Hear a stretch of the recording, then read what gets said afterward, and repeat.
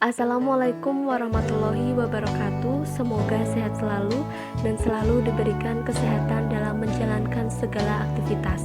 Amin.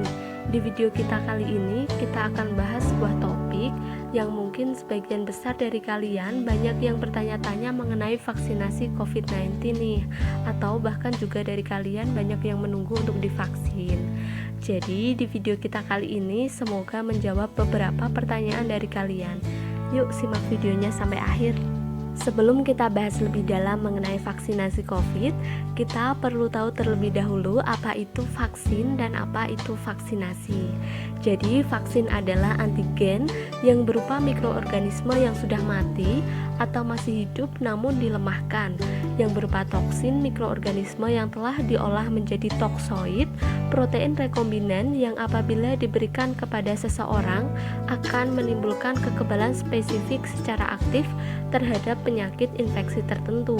Jadi intinya vaksin itu adalah antigen yang berupa mikroorganisme seperti parasit, bakteri, virus, dan yang lainnya yang masih hidup atau sudah mati namun patogenitasnya sudah dilemahkan, sehingga apabila diberikan kepada seseorang akan menimbulkan atau membentuk kekebalan spesifik terhadap infeksi penyakit tertentu. Dan vaksinasi adalah proses pemberian vaksin ke dalam tubuh seseorang untuk memberikan kekebalan terhadap penyakit tersebut. Nah, vaksinasi ini biasanya disebut juga dengan imunisasi. Jadi sudah paham ya teman-teman perbedaan antara vaksin dan vaksinasi, di mana vaksin merupakan mikroorganismenya dan vaksinasi merupakan prosesnya. Selanjutnya adalah tujuan dari vaksinasi atau imunisasi. Jadi tujuannya adalah menurunkan angka kesakitan, kematian, dan kecacatan akibat penyakit yang dapat dicegah dengan vaksinasi. Jadi gambarannya dalam vaksinasi COVID-19 ini, setelah tubuh kita divaksin, maka tubuh kita akan membentuk sistem imunitas atau sistem kekebalan tubuh secara bawaan yang didapat dari vaksinasi tersebut. Lalu, tubuh akan membentuk antibodi COVID-19 sehingga apabila kita terinfeksi oleh virus COVID-19 ini, tubuh kita atau sistem imunitas kita tidak shock, sehingga akan menimbulkan gejala yang lebih ringan daripada sebelum diberikan vaksin. Apakah terdapat efek samping setelah pemberian vaksin COVID-19? Mungkin ini adalah salah satu pertanyaan dari kalian, dan mungkin ini juga menjadi kekhawatiran kalian setelah divaksin akan timbul beberapa efek samping.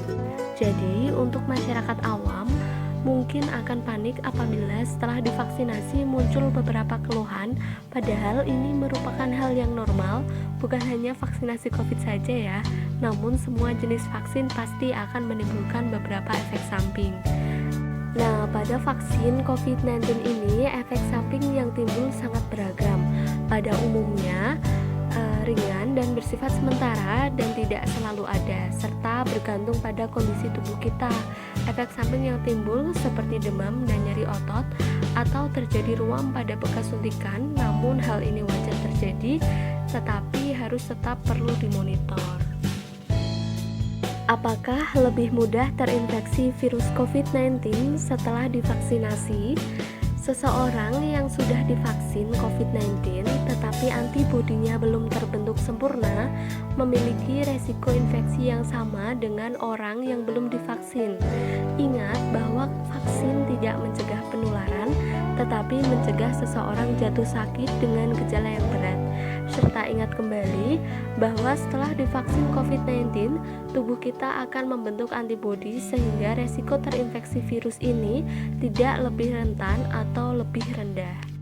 Jadi kesimpulan pada video kita hari ini yakni vaksinasi disebut juga atau dikenal juga dengan imunisasi, yang tujuannya adalah menurunkan angka kesakitan, kematian, dan kecacatan akibat penyakit yang dapat dicegah dengan vaksinasi, serta efek samping yang timbul setelah divaksinasi beragam sesuai dengan kondisi tubuh kita. Efek samping yang timbul seperti demam dan nyeri otot atau ruam-ruam pada bekas suntikan, namun hal ini wajar terjadi dan tetap perlu untuk dimonitor. Setelah divaksin COVID-19, tubuh telah membentuk antibodi, sehingga resiko terinfeksi oleh virus ini tidak lebih rentan atau lebih rendah.